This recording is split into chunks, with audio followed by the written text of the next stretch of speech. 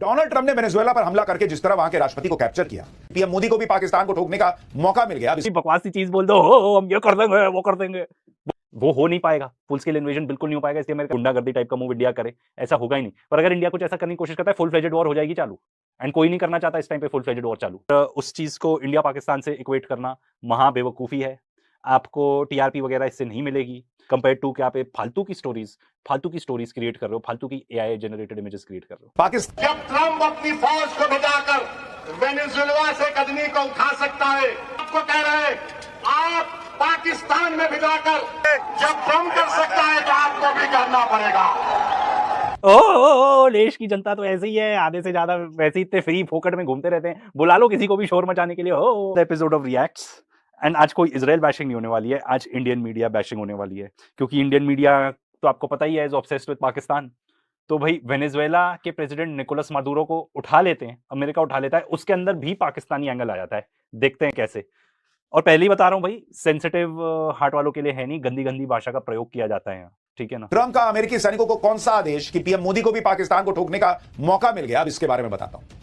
Donald Trump ने Venezuela पर हमला करके जिस तरह वहां के राष्ट्रपति को कैप्चर किया, उसे दुनिया के कई देशों के लिए एक मैसेज के तौर पर देखा जा रहा है। जिस तरह अमेरिका की स्पेशल फोर्स ने चंद घंटे के ऑपरेशन में वेनेजुएला के राष्ट्रपति को उठाया, उसके बाद मुनीर और उसकी गोद में पल रहे दाऊद, हाफिज, मसूद अजहर जैसे आतंकी तनाव में होंगे। उन्हें भी डर सताने लगा होगा कि कहीं उनका हाल भी मादुरो जैसा ना हो जाए, उन्हें भी कहीं हाथों में हथकड़ी लगाकर भारत ना पहुंचा दिया जाए। और वेनेजुएला में ट्रंप के ऑपरेशन के बाद पाकिस्तान के लोग भी मान चुके हैं कि जिस तरह अमेरिका ने वेनेजुएला पर बारूद बरसाया, उसी तरह के हालात आने वाले वक्त में पाकिस्तान में भी देखने को मिल सकते हैं। भाई एक चीज पहले बता दे, अमेरिका अमेरिका है, ऐसे ही नहीं बना अमेरिका जहां पे है, ठीक है। यूएस डॉलर, पूरी वर्ल्ड रिजर्व करेंसी कौन सी है दुनिया की? यूएस डॉलर है, बिगेस्ट मिलिट्री है, ठीक है। साउथ अमेरिका के लोग कंट्री ज्यादा पंगे लेना अफोर्ड भी नहीं कर सकते अनलेस फुल स्केल इन्वेजन करने आ जाए। वो हो नहीं पाएगा, फुल स्केल इन्वेजन बिल्कुल नहीं हो पाएगा, इसलिए अमेरिका कर भी नहीं रहा है। तो भाई अमेरिका का किसी से कंपैरिजन मत करो। They have a lot of soft power, United Nations में भी किसी को भी पावर, हम अपने आप को उनसे कंपेयर भी नहीं कर सकते हैं, ठीक है। चाहे वो मिलिट्री वाइज हो, चाहे डिप्लोमेटिक पावर हो, चाहे वर्ल्ड रिजर्व करेंसी किसकी है उस पर डिपेंड वो हो, ठीक है। तो एक कंपैरिजन करो ही, मतलब तुमको पाकिस्तान को तो लाना ही था बीच में। मैं आपको ये बता दूं, इंडिया अगर कुछ ऐसा वैसे तो करेगा नहीं, कोई चांस ही नहीं है, ठीक है ना। इस टाइप का घटिया सा मूव, इस टाइप की गुंडागर्दी टाइप का मूव इंडिया करे, ऐसा होगा ही नहीं। पर अगर इंडिया कुछ ऐसा करने की कोशिश करता है, फुल फ्लेजेड वॉर हो जाएगी चालू। एंड कोई नहीं करना चाहता इस टाइम पे फुल फ्लेजेड वॉर चालू, समझे। क्योंकि आप देखिए, अमेरिका ने अपना मकसद पूरा करने के लिए सिर्फ वेनेजुएला की राजधानी काराकास को निशाना बनाया। राजधानी काराकास में भी सिर्फ उन्हीं सैन्य ठिकानों को टारगेट किया गया जहां से पलटवार होने का खतरा था। अमेरिका ने वेनेजुएला की आम जनता पर किसी तरह का हमला नहीं किया। ऐसे में पाकिस्तान के लोग कह रहे हैं कि जिस तरह ट्रंप ने वेनेजुएला में घुसकर वहां के राष्ट्रपति को उठा लिया, उसी तरह भारत भी पाकिस्तान में घुसकर वर्दी वाले दहशतगर्दों और उनकी गोद में पल रहे हाफिज सईद, मसूद अजहर जैसे आतंकियों को सीक्रेट ठिकानों से उठाकर ले जाएगा। सबसे पहले तो ऐसा नहीं है कि कोई भी सिविलियंस नहीं मारे गए। अराउंड 40 to 80 रिपोर्टेड है डेथ्स अलग अलग सोर्सेस से। तो ऐसा नहीं है कि कोई लोग मारे नहीं गए, एंड पता चलेगा। पर उस चीज को इंडिया पाकिस्तान से इक्वेट करना महा बेवकूफी है। आपको टीआरपी वगैरह इससे नहीं मिलेगी। आपको अगर टीआरपी चाहिए थोड़ी बहुत, तो जो अर्नब ने किया एक्चुअल इश्यूज के बारे में बात की वो कर लीजिए, तो शायद बेटर टीआरपी मिल जाए आपको, ठीक है ना। कंपेयर टू कि आप फालतू की स्टोरीज क्रिएट कर रहे हो, फालतू की एआई जनरेटेड इमेजेस क्रिएट कर रहे हो। पाकिस्तान में आतंकियों के खिलाफ भारत के ऑपरेशन को लेकर खौफ इसलिए भी बढ़ गया है क्योंकि वेनेजुएला में हुए एक्शन के बाद भारत में अपने दुश्मनों के खिलाफ एक्शन की मांग तेज होने लगी। एआईएमआईएम के प्रमुख असदुद्दीन ओवैसी ने कहा कि जब ट्रंप अपनी फौज भेजकर वेनेजुएला के राष्ट्रपति को उठवा सकते हैं, तो पीएम मोदी को भी पाकिस्तान में फौज भेजकर मुंबई आतंकी हमले की साजिश रचने वाले मसूद अजहर और हाफिज सईद जैसे शैतानों को भारत ले आना चाहिए। सुनिए ओवैसी। जब ट्रंप अपनी फौज को भिजाकर वेनेजुएला से कदमी को उठा सकता है, जब सऊदी अरब यमन में मुखल्ला के पोर्ट पर बमबारी कर सकता है, मोदी जी हम आपको कह रहे हैं आप पाकिस्तान में भिजाकर जो मुंबई की सड़कों पर साजिश करने वाले 9/11 के जालिम लोग हैं, चाहे वो मसूद अजहर हो या फिर लश्कर तैयबा का वो जालिम शैतान हो, मोदी जी 56 इंच का सीना है तो भिजाकर उठाकर अगर जब ट्रंप कर सकता है तो आपको भी करना पड़ेगा। ओ देश की जनता तो ऐसे ही है, आधे से ज्यादा वैसे ही इतने फ्री फोकट में घूमते रहते हैं। बुला लो किसी को भी शोर मचाने के लिए। कुछ भी बकवास सी चीज बोल दो, हम ये कर देंगे, वो कर देंगे, वो कर दो, ये कर दो। महाबेवकूफी की चीज है भाई, देखो सब जानते हैं, ठीक है ना। पॉलिटिक्स इनको खेलनी है, आपस में बयानबाजी करनी है, देते रहो, डजेंट मैटर। मैं तो इतना कहता हूँ भाई, लॉ एंड ऑर्डर हमारे यहाँ ठीक कर लो। रिसेंटली न्यूज आई थी कि एक x IPS officer from Punjab, उन्होंने सुसाइड कर लिया क्योंकि स्कैमस्टर्स उनके 8 करोड़ रुपए लेके लूट के चले गए। तो कहता हूँ इतने देश के बाहर की बात मत सोचो, अंदर ही जो इतने सारे इश्यूज हैं उसको सॉर्ट आउट करा लो प्लीज। उस टाइप का ओवैसी जी कोई बयान दे दो और तुम भी उस चीज के कितने इस टाइप के प्रॉब्लम्स है उस टाइप के बारे में बात कर लो, रादर देन सेइंग इसको उठा लो उसको उठा लो। Fairy tales man, bloody fairy tales. आगे देखते हैं और क्या फेरी टेल्स चल रही हैं। ये न्यूज की पाठशाला नहीं, इसका नाम तो फेरी टेल्स ही होना चाहिए। कुछ भी चलता रहता है, मतलब ऐसा लगता है कि कुछ लोग ना बस अपनी कोई पार्टी करने बैठे हैं, ठीक है, कुछ आदमी लोग फालतू की बात कुछ करे जा रहे हैं, वो सब होता रहता है इसकी न्यूज की पाठशाला में। ओवैसी तो ट्रंप के ऑपरेशन वेनेजुएला के बाद पाकिस्तान के खिलाफ एक्शन की मांग उठा रहे हैं, लेकिन मुनीर को शायद पहले ही इस तरह की कार्रवाई का अंदेशा हो चुका है, इसलिए उसने पहले ही भारत के एक्शन के डर से वैसे पाकिस्तान ऑब्सेस तो है ही है, आसिम मुनीर ऑब्सेशन भी बहुत भारी है हमारे इंडियन मीडिया में, बहुत भारी। मतलब ट्रंप, चलो ट्रंप से तो हम भी ऑब्सेस्ड है, गिल्टी, बट वो तो पूरी दुनिया ही है क्योंकि कारनामे ही ऐसे हो रहे हैं। पर इनके आसिम मुनीर से भी बहुत ज्यादा ऑब्सेस्ड है भाई हमारे इंडियन मीडिया, मतलब कोई और नहीं मिलता क्या इनको। अपनी सिक्योरिटी टाइट करवा ली। और पाठशाला में हम आपको इसके बारे में विस्तार से बता चुके हैं कि कैसे मुनीर इन दिनों 24 घंटे बुलेट प्रूफ जैकेट पहनकर घूम रहा है, चाहे घर में हो विदेश में हो, मुनीर हर जगह बुलेट प्रूफ जैकेट ही पहनकर जाता है। मुझे लगता है this would be the case for most leaders in the world, कि बुलेट प्रूफ जैकेट पहनकर ही घूमते होंगे वो। और वेनेजुएला में ट्रंप के ऑपरेशन के बाद से तो मुनीर का बीपी और हाई हो गया होगा, क्योंकि लोग ट्रंप के ऑपरेशन वेनेजुएला को पीएम मोदी के ऑपरेशन सिंदूर से कनेक्ट करने लगे। ऑपरेशन सिंदूर में भारत की सेना, यार कह रहे हैं बीपी हाई हो गया होगा, AI जनरेटेड इमेज में एकदम यूं ऐसे देखो, फिर से AI जनरेटेड इमेज में एकदम आराम से बैठे, चैन की नींद हो रही है।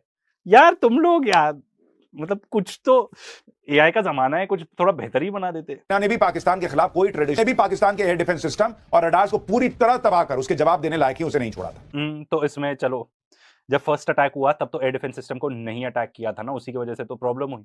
एंड यही इंडियन आर्म्ड फोर्सेस के पर्सनल आके बताते हैं हमको कि भाई पहले नहीं अटैक किया था, बाद में फिर अटैक किया एयर डिफेंस सिस्टम को, क्योंकि जो भी टॉपिक फॉर मतलब वो तो एक सेपरेट टॉपिक है, पर ये जिस तरीके की मतलब कोशिश करते हैं ना ये पैरेलल्स निकालने की कि उसने ऐसा किया हम भी ऐसे करते हैं, ये वो, मतलब कोई सर पैर नहीं है यार, प्लीज मतलब अपने आप को धोखे में मत रखो। कोई क्लेम भी नहीं कर रहा है कि इंडियन आर्मी के पास, आप इंडियन आर्मी के राज शमानी के देख लो यार, और मैं बहुत ज्यादा देखता नहीं उसके पॉडकास्ट, पर एक दो जो मैंने देखे हैं, जब इंडियन आर्मी के पर्सनल को इंटरव्यू करता है तो दे क्लियरली से कि भाई जो इक्विपमेंट हमारे पास अवेलेबल है वर्सेस जो इक्विपमेंट अमेरिकन और इनके पास कितने टेक्नोलॉजिकली सैवी हैं, वो जमीन आसमान का अंतर है। वो खुद ही कहते हैं तुमको आके कुछ भी 1 2 का 4 कर देना है। तो दुनिया कह रही है भाई, भारत में भी लोग कह रहे हैं कि अगर अमेरिका को खतरा लगा तो उसने एक्शन किया, तो पाकिस्तान तो आतंकिस्तान है, उससे बड़ा खतरा कौन? अमेरिका को क्या खतरा लगा?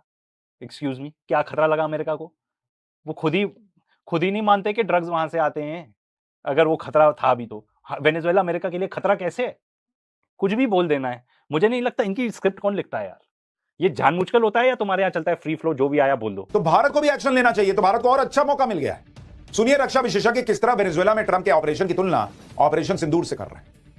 कि जो S-300 surface to air missile है, ये चीन ने पाकिस्तान को सप्लाई किए थे। भारत की भी टेक्नोलॉजिकल कैपेबिलिटी इतनी थी कि हमने उनके पूरी तरह से सप्रेस कर दिया, 7 रडार फोड़ दिए, ठीक है, और पूरा जो एयर डिफेंस है उसको नाकारा कर दिया। इसीलिए वो चीज जो मैंने आपको बताई कि भाई पैरेलल्स ड्रॉ मत करो। सेकेंडली भाई आई वुड लाइक टू सी कि अमेरिका रशिया में जाके ऐसा कुछ कर सकता है? रशिया यूक्रेन वॉर चल रही है ना, वहां पे जाके सब करके बताओ, पॉसिबल ही नहीं है। एंड ये चीज़ मैं अपने मन से बिल्कुल नहीं बोल रहा हूँ, मैं तो बहुत केयरफुल रहता हूँ कि मैं जो बताऊँ कहीं से कुछ तो मेरे पास इन्फॉर्मेशन हो। कर्नल डगलस मैकग्रेगर है, जाके देख लेना उनको, ही हैज सेड दिस कि कोई चांस ही नहीं है, तुम ये एक्चुअल बैटलफील्ड में जाके इस टाइप का कुछ करके बताओ, American can not do it. कुछ पर्टिकुलर चीज़ों के लिए वो ट्रेन रहते हैं, एंड इस चीज़ में तो मुझे लगता है डेफिनेटली कुछ ना कुछ बैक चैनल से बात हुई होगी। वैसे बाय द वे हमने एक इसके ऊपर वीडियो बनाया है वेनेजुएला के ऊपर, उसमें इस चीज़ के बारे में भी बातचीत की है। तो इस टाइप के पैरेलल्स निकाल देना, मतलब अपने आप को कितनी फेक सैटिस्फैक्शन दे लोगे यार, इससे क्या फायदा हो जाएगा? ट्रंप ने वेनेजुएला में जो पिक्चर दिखाई उसे देखकर तो पाकिस्तान के होश उड़े हो, क्योंकि पाकिस्तान सोच रहा होगा कि जैसा ट्रंप ने वेनेजुएला में किया वैसा उसके साथ हो गया तो क्या हो।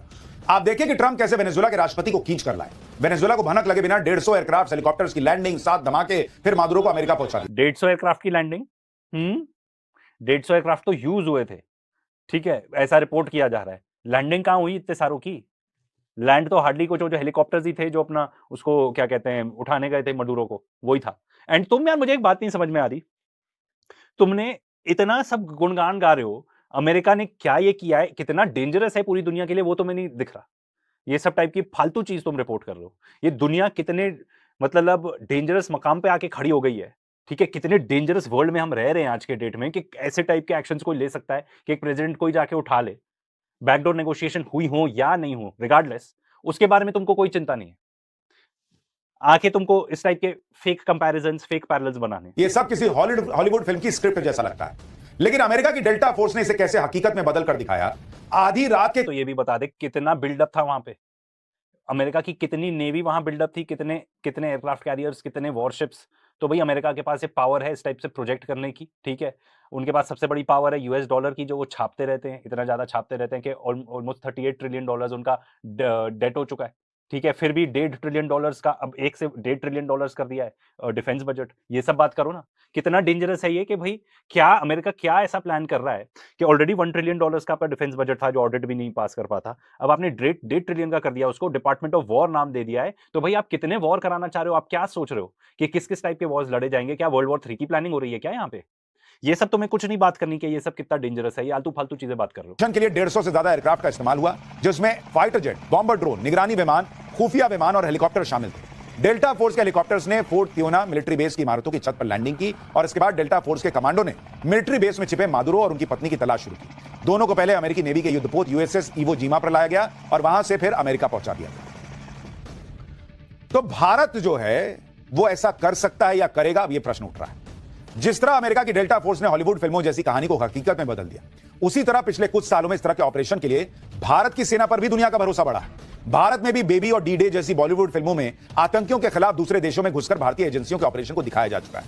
लेकिन जब से नरेंद्र मोदी प्रधानमंत्री बने हैं, उसके बाद असल जिंदगी में भी इस तरह के ऑपरेशन होने लगे। ऐसा ही एक ऑपरेशन। अरे यार ये सब क्या बात कर रहे हो, धुरंधर के बारे में बताओ ना। धुरंधर सबसे क्रेजी मूवी तो धुरंधर है, वैसे मैंने नहीं देखी, आधा घंटा देखी, उसके बियॉन्ड फिर मुझे देखने का मन नहीं किया। एक तो इतनी लंबी मूवी है, ऊपर से मैंने उसके बारे में इतने रिव्यूज देख लिए ऑफ ऑल काइंड्स कि कितना भारी प्रोपेगेंडा है कि I just can't get myself to watch that movie. और वैसे भी मुझे धुरंधर क्या देखनी यार, सुशांत की न्यूज की पाठशाला है, इसमें जितनी एंटरटेनमेंट होती है ना शॉर्ट अमाउंट ऑफ टाइम कहीं नहीं हो सकती।